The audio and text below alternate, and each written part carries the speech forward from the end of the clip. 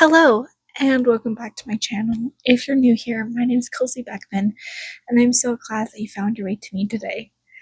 For today's video, we're going to keep it very chill, and I'm going to be telling you some of my favorite book quotes of 2025.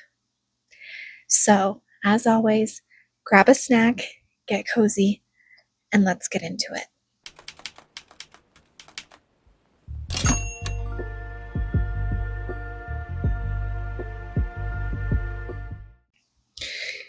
Unfortunately, this list will not include any quotes from any of the audiobooks that I listened to this year, which were quite a few. I don't save those quotes, obviously, because I'm usually listening to it while I'm driving or doing things like that. So yeah, otherwise, some of those books definitely would have made it on this list. So, without further ado, let's get into it. Slewfoot by Brahm. Gods are benevolent, looking over their flock in return for their devotion. Devils vex and torment. And what if it is not that simple? Samson asked.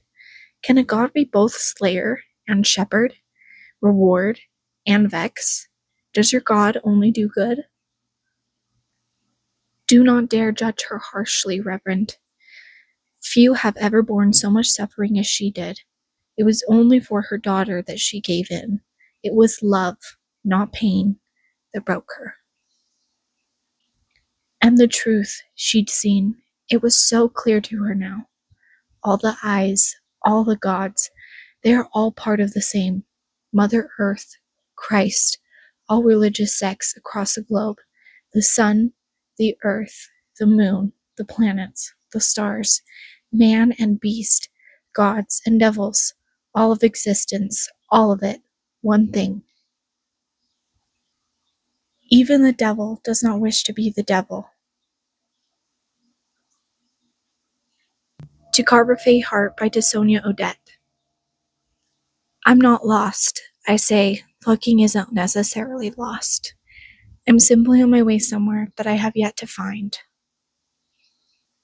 Lost Gods by Brahm. Who is to say what is evil? The Christ God tried to bend her to his will, bend all the Liliths, have them serve men, bear their children. Yevabog smiled. The Liliths, they turned that around. Oh, by the stars did they? Yevabog gleamed. Using their blood not to breed for men, but to feed on them. It gives one heart. They shouted his name, some even dropping to one knee before him, and Gavin wondered why men seemed to always need someone to bow down to. Too many heaven-born souls find out too late that eternal bliss comes at a price. Their scriptures and verses never illuminate just how one can be in joyous rapture, while their mothers, fathers, children burn for all eternity. Junie by Aaron Crosby. You ain't the only one with her, Junie.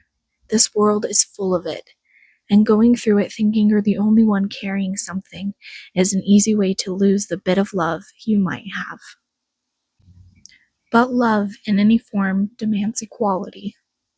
I ain't your friend, Miss Taylor, and now I ain't sure I ever was, Junie says, her chest aching. I was your maid. I washed your chamber pots and cleaned your clothes. I'm your property. It ain't real love if you gotta own the person to keep 'em with you. How's Moving Castle by Diana Wynne Jones. I'm never quite sure how to say her middle name. Mother knows you don't have to be unkind to someone in order to exploit them. She knows how dutiful you are. She knows you have this thing about being a failure because you're only the eldest. She managed you perfectly and got you slaving away for her. She thought about her situation quite calmly. Everything seemed to have gone calm and remote. She was not even particularly angry with the Witch of the Waste. Heart of the Sun Warrior by Sue Lin Tan. An act of greatness did not lessen the sorrow inflicted, for love could not be tallied and weighed. For the fools do not fear the odds, the reckless do not care, and only the truly brave proceed regardless. Love did not wound all who reached for it. To live a life with love was to live without regret. The Bell Jar by Sylvia Plath. I thought of crawling in between the bed sheets and trying to sleep, but that appealed to me as much as stuffing a dirty, scrawled over letter into a fresh, clean envelope. I decided to take a hot bath. Now, lying on my back in bed, I imagined Buddy saying, "Do you know what a poem is, Esther?" "No, what?" I would say. "A piece of dust." Then, just as he was smiling and starting to look proud, I would say, "So are the cadavers you cut up. So are the people you think you're curing. They're dust as dust as dust. I reckon a good poem lasts a whole lot longer than 100 of those people put together." The trouble was, I hated the idea of serving men in any way. Once, when I visited Buddy, I found Mrs. Willard braiding a rug out of strips of wool from Mr. Willard's old suits. She spent weeks on that rug, and I had admired the tweedy browns and greens and blues patterning the braid. But after Mrs. Willard was through, instead of hanging the rug on the wall the way I would have done, she put it down in place of her kitchen mat, and in a few days it was soiled and dull and indistinguishable from any mat you could buy for under $1 in the 5 and 10. And I knew that in spite of all the roses and kisses and restaurant dinners a man showered on a woman before he married her, what he secretly wanted when the wedding service ended was for her to flatten out underneath his feet like Mrs. Willard's kitchen mat. I thought I would swim out until I was too tired to swim back. As I paddled on, my heartbeat boomed like a dull motor in my ears. I am, I am, I am. The Little Prince by Anthony de Saint. I don't speak French, so I don't know how to say his name.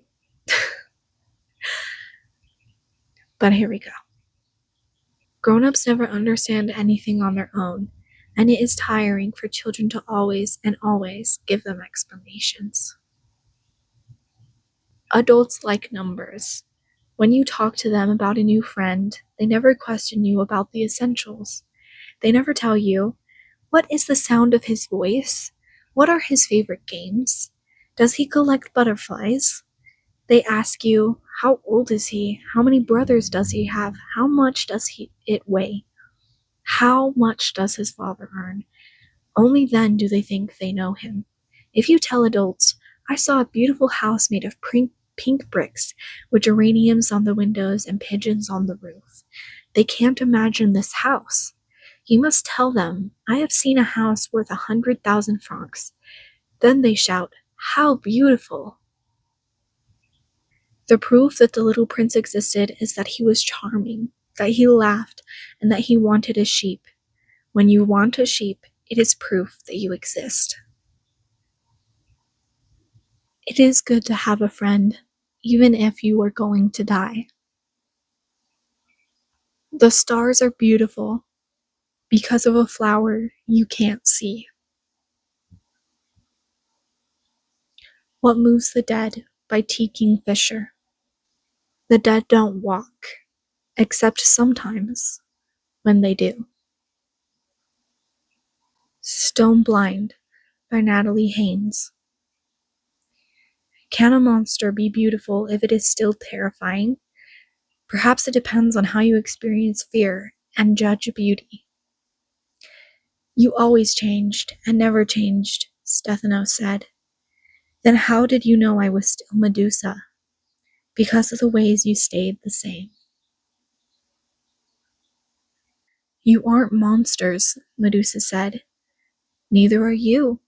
Who decides what is a monster? I don't know, said Medusa. Men, I suppose. The Southern Book Club's Guide to Slaying Vampires by Grady Hendrix. A reader lives many lives. The person who doesn't read lives but one. I've had 3 children, and some man who's never felt his baby crown thinks he's stronger than me, is tougher than me. He thinks we're what we look like on the outside. Nice Southern ladies. Let me tell you something. There's nothing nice about Southern ladies. Why is it always bitches?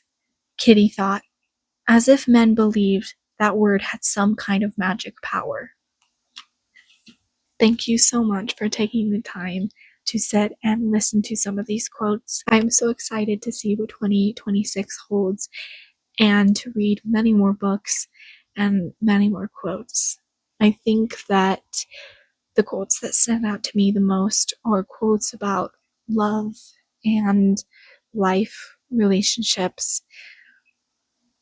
And I think that this year, the quotes that impacted me the most definitely followed those themes. So, yeah, let me know what your favorite quote from this year was in the comments. And I will see you next time.